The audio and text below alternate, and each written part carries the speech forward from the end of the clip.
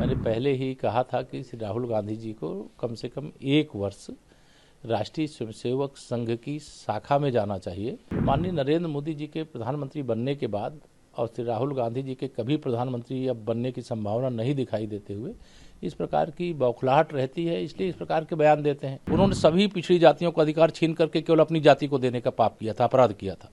पूरे उत्तर प्रदेश को दंगों की आग में झोंक दिया था। सपा का कोई भविष्य नहीं है। सपा का जहाज डूब चुका है। समाजवादी पार्टी समाप्तवादी पार्टी बनने की ओर बढ़ चुकी है। जो कांग्रेस को अपनी बपौती समझ करके वह लगातार ऐसे बयान देते हैं जिन बयानों का ना उनके पास कोई अंत है और ना उसकी कोई उस संबंध में जानकारी है। मैंने पहले ही कहा था कि श्री राहुल गांधी जी को कम से कम 1 वर्ष राष्ट्रीय स्वयंसेवक संघ की शाखा में जाना चाहिए और जो उनके कांग्रेसी इस प्रकार के विकारों से भरे हुए हैं उनको भी भेजना चाहिए। तो राष्ट्रीय स्वयंसेवक संघ की सच्चाई जब उन्हें पता चलेगी कि यहाँ राष्ट्रभक्ति का पाठ पढ़ाया जाता है, समाज सेवा का पाठ पढ़ाया जाता है, भारत की एकता और अखंडता का पाठ पढ़ाया जाता है, तब इस प्रकार के जहरीले बयान देने से बचेंगे। जब से माननीय प्रधानमंत्री नरेंद्र मोदी जी, चूँकि वो पिछड़ी जाति से आते हैं, वो एक गरीब माँ बाप के बेटे हैं, देश के प्रधानमंत्री बने, तब से श्री राहुल गांधी जी हों या कोई भी गांधी खानदान का व्यक्ति हो, बौखलाए हुए।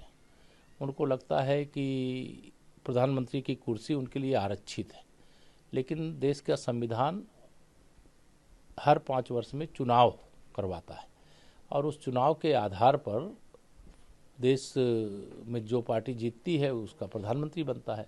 तो माननीय नरेंद्र मोदी जी के प्रधानमंत्री बनने के बाद और श्री राहुल गांधी जी के कभी प्रधानमंत्री अब बनने की संभावना नहीं दिखाई देते हुए इस प्रकार की बौखलाहट रहती है, इसलिए इस प्रकार के बयान देते हैं। अन्यथा देश में 60 साल से अधिक समय तक तो शासन वो किए और उन्होंने अपने शासनकाल में क्यों नहीं ध्यान दिया, ना गरीबों का ध्यान दिया, ना पिछड़ों का ध्यान दिया, ना दलितों को ध्यान दिया, ना आदिवासियों का ध्यान दिया, ना मुस्लिमों का ध्यान दिया, किसी का ध्यान नहीं दिया। वह केवल इस समय जो भी बयान दे रहे हैं उस बयान का एकमात्र उद्देश्य है किसी प्रकार से समाज को बांटो और किसी तरह से कांग्रेस को वोट मिल जाए और किसी प्रकार से उनको देश की सत्ता मिल जाए, जो असंभव है। अखिलेश यादव जी पहले 2012 से 2017 जब वह स्वयं उत्तर प्रदेश के मुख्यमंत्री थे, उनकी सरकार किसके समर्थन से बनी थी? पिछड़ों और दलितों के समर्थन से बनी थी। और उनकी सरकार के समय में अत्याचार किन पर सबसे ज़्यादा हुआ था? तो पिछड़ों और दलितों पर हुआ था। उन्होंने सभी पिछड़ी जातियों का अधिकार छीन करके केवल अपनी जाति को देने का पाप किया था, अपराध किया था।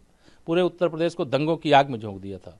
गुंडों, अपराधियों, माफियाओं का हर गांव में ऐसा वर्चस्व स्थापित हो गया था कि उत्तर प्रदेश के लोग पलायन करके भागने के लिए विवश थे।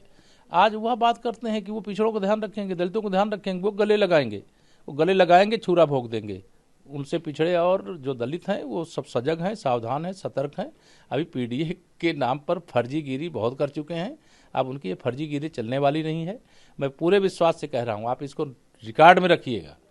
2027 का जब परिणाम आएगा तो भारतीय जनता पार्टी 2017 वाली स्थिति में होगी और समाजवादी पार्टी 2017 में जो 47 सीटों पर सिमटी थी उस स्थिति को भी पाने के लिए उसको जद्दोजहद करना पड़ेगा।